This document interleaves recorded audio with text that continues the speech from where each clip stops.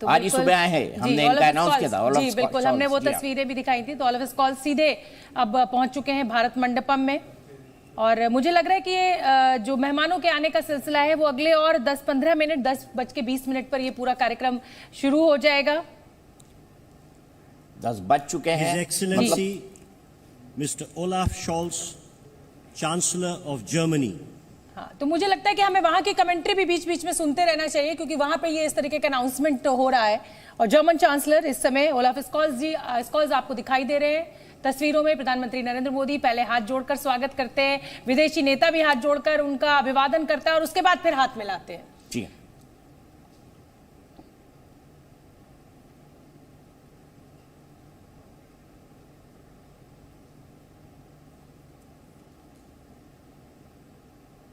कहना चाहता हूं कि कुछ ऐसे देश हैं जैसे जर्मनी का भी बात की थी, या ब्रिटेन के एक्सेट्रा, कुछ डिफरेंसेस हुई हैं, कुछ इंटरप्रिटेशन की यूक्रेन इशू पर, लेकिन ये जो डिफरेंसेस हैं इन्होंने कोई बाधा नहीं डाली ये personal relationship, personal chemistry leaders के बीच में जो है।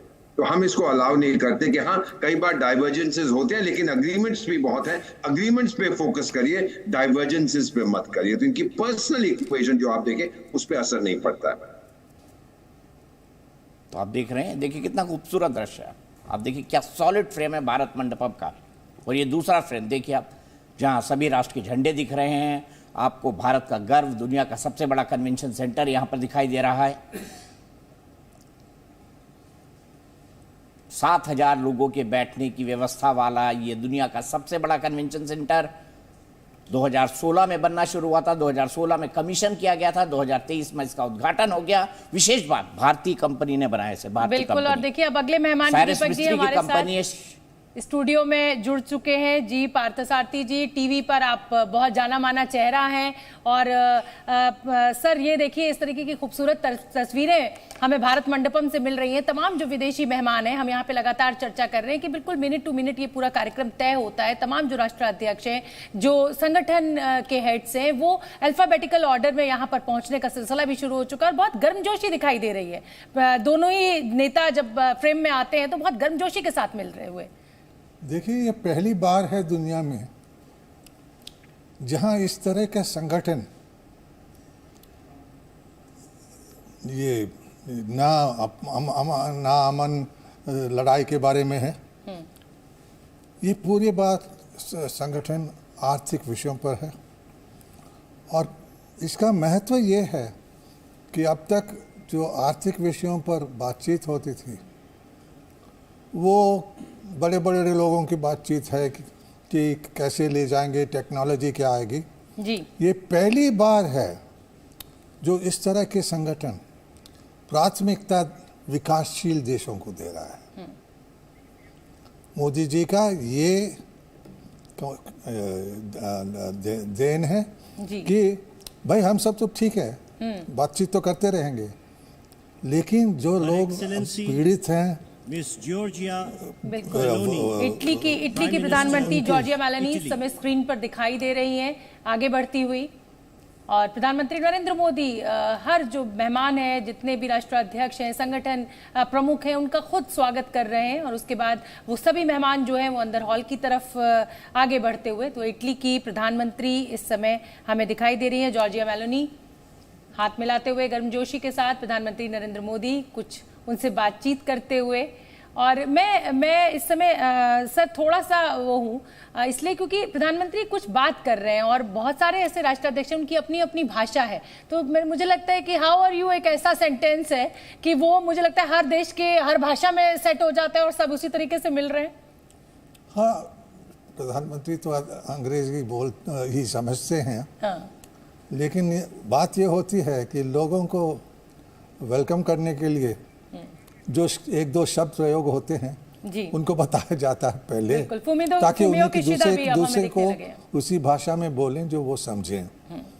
लेकिन जापान के प्रधानमंत्री इस समय हमें दिखाई दे रहे हैं। हम आरती जी, जैसा कि मेहमानों की हम लगातार बात कर रहे हैं और अब 10:30 बजे जब ये बैठक शुरू होगी तो क्या हमें अंदर के डिटेल्स फौरन मिलने लगेंगे मेरे ख्याल से- मेरे या ख्याल से- डिक्लेरेशन का नहीं, इंतजार नहीं, करना मेरे ख्याल से Excellency, कुछ Mr. स्पीचेस Fumio लाइव होंगे। Kishida, मेरे ख्याल से कुछ स्पीचेस Prime लाइव Minister होंगे शुरू of के Japan. ओपनिंग स्टेटमेंट्स, कुछ स्पीचेस Opening लाइव statements होंगे। जी बिल्कुल, हाँ, होगा। कुछ ना कुछ तो जो लाइव होगा। शुरुआत में लोग कहते हैं सबको दिखाना पड़ेगा टेलीविजन में, क्योंकि वो अपने घर में भी जो इसको कि उनके रिश्तेदार देखने चाहें, बिल्कुल। उनके जो समर्थक हैं देख पाएं और उनके आवाम जो है देख पाएं। हाँ, आवाम खास तौर पे, और हाँ, इतना तो- बड़ा जब भारत कर रहा है तो भारत भी ये चाहेगा कि अगर इतनी अच्छी मेजबानी वो कर रहा है तो इसका ये showcasing अनुवाद, तमाम और देश दूसरी करते बात ये है अनुवाद के जो चीजें भारत की तो बहुत शानदार भाषणी जो अनुवाद का जो सिस्टम है पूरा भाषणी, आप किसी भी लैंग्वेज में बात करिए उसको डाउनलोड कर लीजिए।